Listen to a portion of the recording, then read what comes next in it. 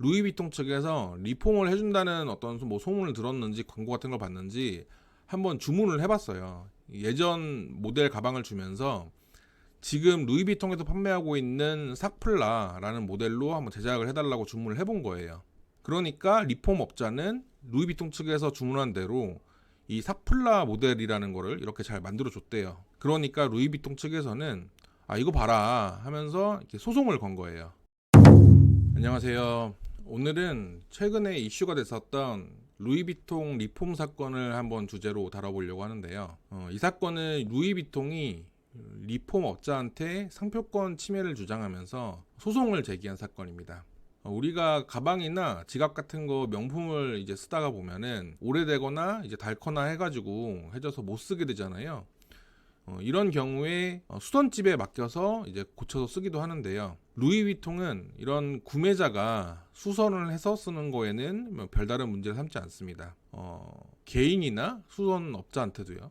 물론 이제 사설에서 고치게 되면 AS는 안 되는 문제가 있긴 하죠. 그런데 오래된 명품을 이제 버리긴 아까우니까 지갑이나 이 키링 같은 전혀 다른 형태로 만들어서 쓰는 경우가 있습니다. 이걸 또 집에서 자기가 하기는 어려우니까 이런 걸 또 대신해주는 리폼 업체라고 하는 이런 작업을 해주는 데가 있다고 해요. 루이비통은 이런 리폼 업체가 상표권을 침해한다고 하면서 또 이런 행위가 부정경쟁 행위라고 하면서 소송을 제기한 겁니다. 그러면 이 사건을 한번 같이 살펴볼까요? 이 사건은 이렇게 시작됐어요. 루이비통 측에서 리폼을 해준다는 어떤 뭐 소문을 들었는지 광고 같은 걸 봤는지 한번 주문을 해봤어요. 예전 모델 가방을 주면서 지금 루이비통에서 판매하고 있는 삭플라라는 모델로 한번 제작을 해달라고 주문을 해본 거예요. 그러니까 리폼 업자는 루이비통 측에서 주문한 대로 이 삭플라 모델이라는 거를 이렇게 잘 만들어 줬대요. 그러니까 루이비통 측에서는 이거 봐라 하면서 이렇게 소송을 건 거예요. 루이비통 주장은 명확했습니다. 이 리폼된 제품을 한번 봐라. 여기 리폼된 제품을 보면은 여전히 이 루이비통 상표가 쓰이고 있고 이걸 소비자들이 보고 정품으로 착각을 할 수가 있다. 그래서 이거는 상표권 침해다. 하지만 리폼 업자는 이렇게 또 반박을 합니다. 아니 구매자가 내가 내 돈 주고 산 가방을 이제 재활용해서 쓰는 건데 이게 왜 문제가 되냐. 저는 이 고객이 주문한 대로 상품을 제작해서 줬을 뿐이에요. 이렇게 반박을 합니다. 아마 작년 말인가 이 1심 판결 선고가 있었는데 법원은 루이비통 측의 손을 들어주면서 피고의 행위가 상표권 침해에 해당된다고 판단을 했어요. 피고는 리폼 제작과 판매를 해서는 안 되고 손해배상액으로 1,500만 원을 지급해야 된다고 판결을 했습니다. 그래서 1심 판결에 대해서 리폼 업자가 항소를 했는데요. 특허 법원에서는 과연 어떤 판단을 내렸을까요? 이제 양측의 입장과 법적 쟁점을 하나씩 살펴보겠습니다.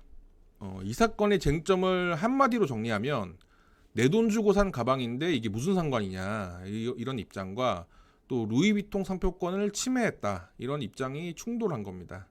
구체적으로 양측의 주장을 한번 살펴볼게요. 먼저 리폼 업자는 이렇게 주장을 합니다. 중고 가방을 분해하고 이렇게 새롭게 제작한 것은 기존에 이제 못 쓰게 된 제품을 재활용하는 과정일 뿐이다. 우리는 고객의 요청에 따라서 수선과 뭐 리폼 서비스를 제공을 했고 이거는 소비자의 권리를 보장하기 위한 것이다. 그리고 기존의 어떤 제품 원단에 그 루이비통 문양이 있기 때문에 이걸 재활용해서 쓰는 리폼 제품에는 당연히 원단에 있는 이 루이비통 문양이 표시될 수밖에 없다. 내가 이거를 리폼을 하면서 무슨 새롭게 루이비통 문양을 표시한 게 아니라 이 원단을 나는 그대로 사용했기 때문에 그냥 이게 표시되어 있을 뿐인 거다. 이렇게 주장을 했어요. 반면에 루이비통 측은 이렇게 주장을 합니다. 리폼된 가방에 루이비통 상표가 그대로 남아 있습니다. 그래서 이게 시장에 혹시나 유통되기라도 한다면 소비자가 이걸 보고 정품으로 오해를 할 수가 있어요. 그리고 이렇게 리폼을 하는 과정에서 가방이었는데 이게 지갑이나 이렇게 키링같이 완전히 다른 상품으로 변경이 됐습니다. 이건 단순히 수선 같은 게 아니라 완전히 새로운 상품을 생산한 거예요. 이렇게 반박을 합니다.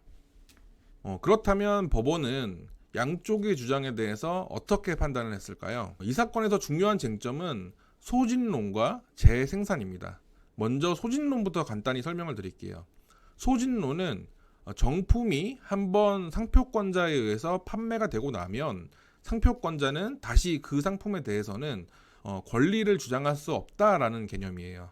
예를 들어서 여러분이 만약에 루이비통 가방을 샀다면 그 산 이후부터는 자기가 그 상품을 어찌하든지 간에 상표권자는 이런 구매자의 행위에 대해서는 더 이상 관여해서는 안 된다는 겁니다. 이걸 뭐 팔던지 자기가 뭐 부시던지 하던지 상표권자는 여기에 더 이상 권리를 주장할 수 없다는 거예요.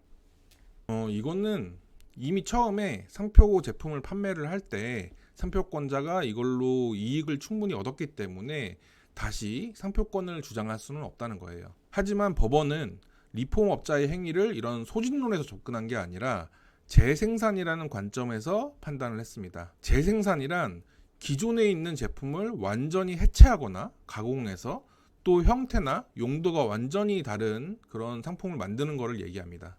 여기서 2003년에 있었던 대법원의 그 후지 필름 사건을 한번 살펴볼 필요가 있는데요. 당시의 피고는 후지 필름 상표가 새겨져 있는 일회용 카메라의 그런 빈 용기들을 수집한 다음에 이거를 새로운 필름으로 교체를 하고 또 포장을 일부 변경을 한 다음에 이걸 판매를 했어요. 이 사건에서 대법원은 이렇게 판단을 합니다. 상표권자는 한번 상품을 판매한 다음에 이 해당 상표가 표시된 상품에 다시 권리를 주장할 수 없다. 이거는 권리소지 원칙을 얘기를 한 거죠. 하지만 원래 상품의 동일성을 해할 정도로 가공을 하거나 또 수선을 해서 새로운 상품처럼 보이게 하는 행위는 상표권 침해로 간주된다. 이 판례를 루이비통 사건에 대입을 해보면 피고가 가방의 크기나 형태 이런 디자인들을 근본적으로 변경해서 새로운 상품으로 만든 점이 이제 문제가 된 겁니다. 그리고 리폼 제품에 재생품이라는 어떤 표시를 하지 않아서 소비자가 이거를 보고 정품으로 오인할 수 있는 가능성도 있다. 이렇게 판단했던 점도 법원이 상표권 침해를 인정한 이유 중에 하나였습니다. 우리 특허법원은 1심과 마찬가지로 루이비통의 주장을 모두 인정하면서 피고의 행위가 상표권 침해에 해당된다고 판단했습니다. 법원은 이제 상표권 침해라고 보면서 이런 점을 지적을 했어요. 자, 첫 번째, 피고는 루이비통 상표가 표시된 중고 가방을 원자재로 사용하면서 새로운 디자인의 가방을 제작했다. 이것은 결과적으로 상표를 표시한 것이나 다름이 없다. 그렇지 않다고 해도 상품을 인도하는 것 자체도 상표를 사용한 것에 해당된다. 또 피고의 리폼 제품은 기존의 상품의 동일성을 훼손을 했고 이건 단순히 수선으로 볼 것이 아니라 사실상 새로운 상품을 생산하는 것이라고 봐야 된다. 또 리폼 제품에는 뭐 재생품이라거나 또는 리폼이라는 이런 표시를 추가해 놓지 않아서 만약에 이런 상품들이 거래 시장에서 유통되거나 했을 때 이런 루이비통이 제작한 정품이라고 착각할 가능성이 있다. 특허법원은 이렇게 판단을 하면서 루이비통 측 주장을 받아들였습니다. 그리고 피고의 행위는 상표권 침해에 해당되기 때문에 리폼 제품을 제작하는 것과 판매를 해서는 안 되고 원고에게 손해배상을 해줘야 된다. 이렇게 판결을 했습니다. 리폼업자는 대법원에 상고를 했고 최종적인 판단은 대법원에 남겨지게 됐습니다. 자, 오늘은 루이비통 리폼 사건을 통해서 상표권과 소진론 그리고 재생산이라는 그런 상표법상의 주제에 대해서 함께 살펴봤는데요.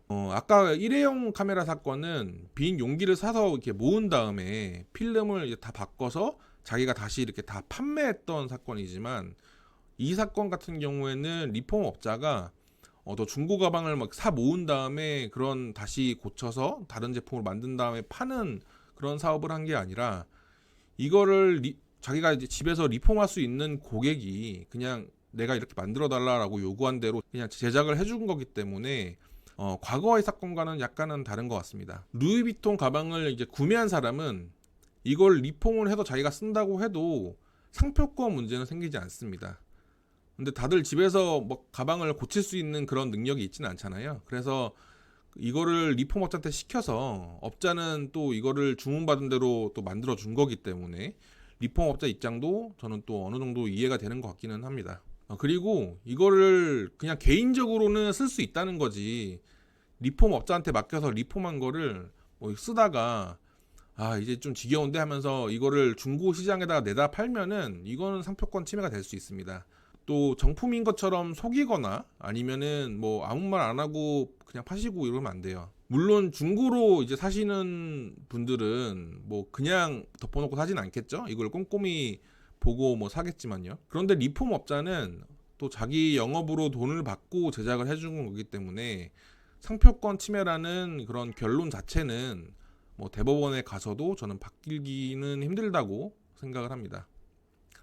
여러분은 좀 어떻게 생각을 하시나요? 상표권을 보호하는 게 좀 더 중요하다고 보시나요? 아니면은 리폼업자가 구매자의 요구대로 제작을 해줬으니까 어떤 책임이 그래도 없다 이렇게 생각을 하시나요? 댓글로 여러분의 생각을 한번 남겨주세요. 오늘도 함께 해주셔서 감사합니다. 다음 영상에서 또 뵙겠습니다.